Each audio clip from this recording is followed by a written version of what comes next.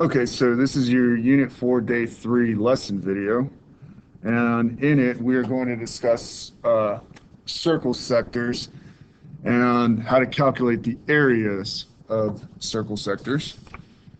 Okay, so without further ado, let's go ahead and look at it. So let's look back at the same problem from the do now, right? So what we did, so we obviously calculated that our radius was 10, right? And what we did was we understood right off the bat that pi over 3 is 1/6 of a full circle, right?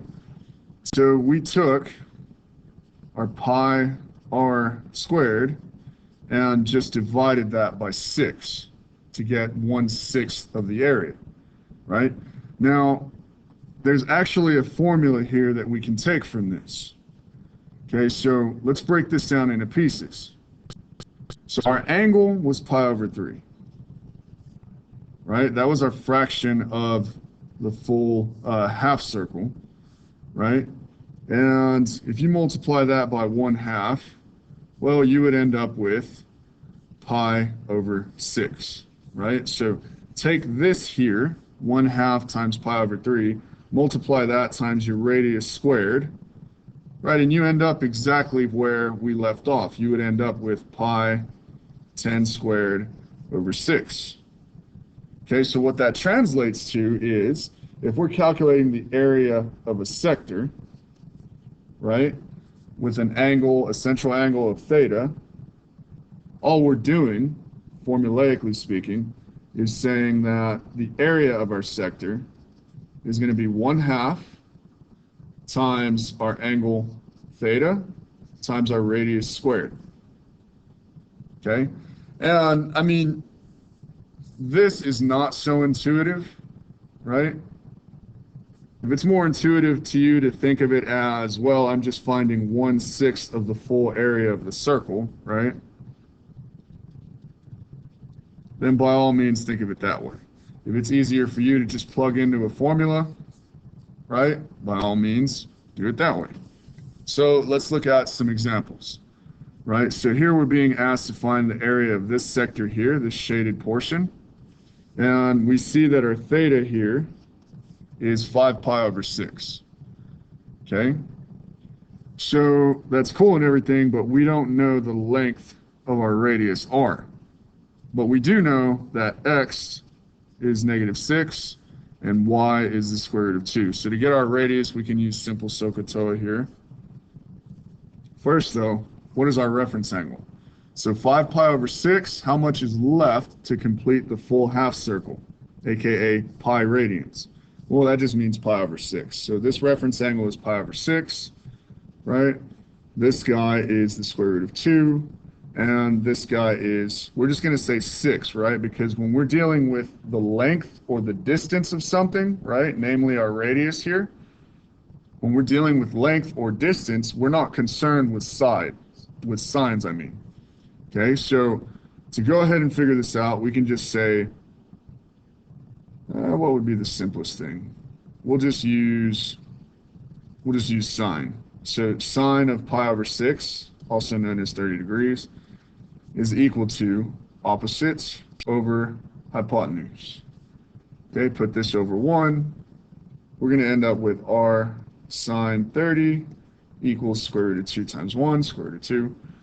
And divide on both sides. This is going to give us our answer. Okay, so let's go ahead and figure out what it is we've got. So square root of 2 divided by the sine of 30. Okay, so that's going to be approximately 2.83. So our radius is approximately 2.83, right? And really quick, and I need to get away from using the calculator so much, and so do you guys. If you have a special angle, use the actual ratio. Okay, so the sine of 30 degrees is 1/2 or 0.5. Right, so if we cross multiply from here, we're going to see that we just get the radius is equal to 2 times the square root of 2. Right, so that's a lot prettier. That's a lot prettier than our ugly decimal estimate. Okay, so there's our radius length. Right, so we're going to use our formula. The area of a sector is equal to 1/2 times our angle theta times the radius squared. So let's go ahead and plug in the numbers where they go. So 1/2 times our angle, right? Our angle, our central angle for our arc that we're finding the area of the sector in, our central angle is going to be 5 pi over 6, and times our radius squared, so 2 square root of 2 all squared. Okay, so 1/2 times 5 pi over 6, that's going to give me 5 pi over 12. And 2 square root of 2 squared, well, that's going to be 4 times 2 when we simplify that out, so that's just going to be 8. So we're going to end up with 40 pi over 12. We can throw that now into the calculator. So I'm just going to say 40 times pi divided by 12. And we end up with an area of approximately 10.47. And we're doing inches, I'm assuming. No, I didn't specify. So I'm just going to say units squared, because I didn't specify what units we're using. Okay, simple enough. Let's look at another one. So here we don't know our angle theta here. We don't know our central angle for the sector that we're trying to find the area of, right? But we do know the reference angle is pi over 4. So if we take away pi over 4 from 2 pi, that's going to leave us with 7 pi over 4, right? Because 2 pi is equivalent to 8 pi over 4. And you take 1 away, that gets you to 7 pi over 4. So that's our theta.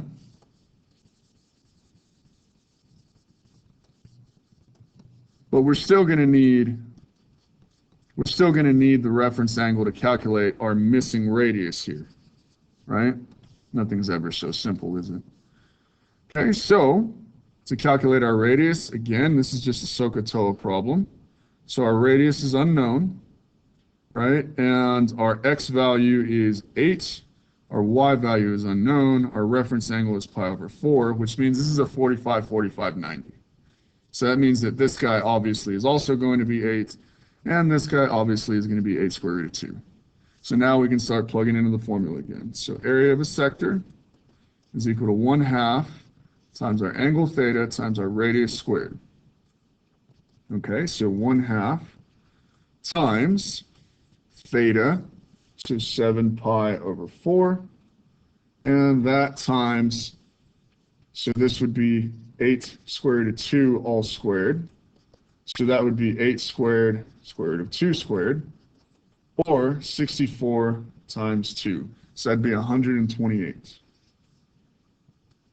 Right? Multiply everything together. So we're going to end up with 7 pi over 8 times 128 over 1. So I'm going to go ahead and just do, in the calculator, 128 times 7 times pi, all divided by 8. So 128 times 7 times pi, and then divide that by 8, and we get the area of our sector. Come out over here and write it. The area of our sector is approximately 351.86, and didn't specify the units, so I'm just going to say units squared. Right, so if it was inches, I would say inches squared. Meters, I would say meters squared. And again, because we're doing area. Okay, another example. All right, so we know our radius this time. Yay.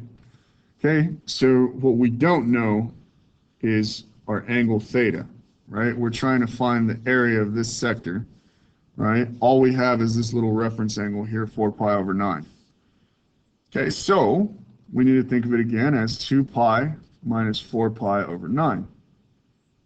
Okay, so 2 pi is the same thing as 18 pi over 9. If we take away 4 from that, that's going to leave us with 14 pi over 9. So that is our theta. So now we're going to plug into our formula for area of a sector. So 1/2 times our angle theta times our radius squared. So 10 squared, that's just 100. Okay, so mash everything together. So that's going to be 1400 pi over 18. Throw that in the calculator. 1400 times pi, divide that by 18. And we end up with an area of approximately 244.35 square units. Okay, last example. And did I use? No, I didn't use units there. Okay, so last example. Okay, so we don't know our radius, right? We also do not know our angle theta here for the actual arc of the sector, right? So what we need to do is figure out two things. What is our reference angle and what is our, what do you call it? What is our angle theta for our actual sector? Okay, so first things first, let's figure out the reference angle. That's going to be the easiest thing to figure out. Okay, so right here is pi, right? And pi is equal to 6 pi over 6. So if I add one more pi over 6, that puts me here at 7 pi over 6, which is where I am. Okay, so that tells me that my reference angle is 1 pi over 6. Okay, so this full half circle here, that is pi radians, right? So all I need to do is take away pi over 6 from pi. And that's going to leave me with 5 pi over 6, because pi is just equal to 6 pi over 6. Okay, so my angle theta, this arc measure right here, this arc measure is going to be equal to 5 pi over 6. Okay? Anyway, so I'm told that my x is -8 square root of 3. Again, we're dealing with lengths and distances, so we don't really care about signs. So I'm just going to say it's 8 square root of 3. We're dealing with absolute value, right? Y is unknown. Don't really need y, though, because I know this angle here, 30 degrees, and that's all I need to find my hypotenuse, or the radius, right? So I can just say cosine of 30 degrees is equal to adjacent over hypotenuse, cross multiply, right? Divide.